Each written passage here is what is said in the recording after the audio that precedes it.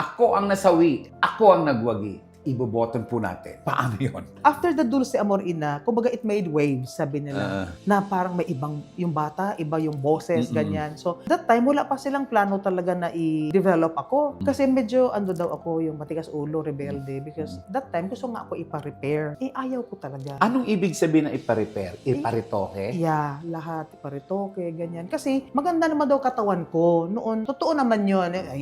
May forma, pero yung mukha ko raw. Bakit ano ang problema sa mukha?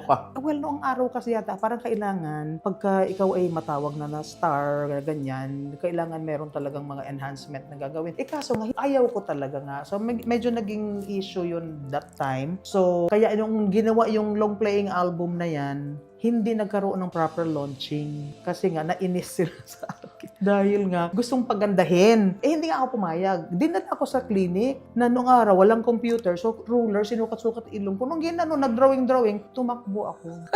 Tumakas ako. So, ibig sabihin sa mukha mo, walang enhancement pa dyan? Wala. Kasi lumayas ako talaga. It was in Makati Medical. Alam nila to, kinuwento ko, the doctor is Dr. Neri, and I met him again. Sabi ko, Dok, ako po yung tumakbo doon from your clinic.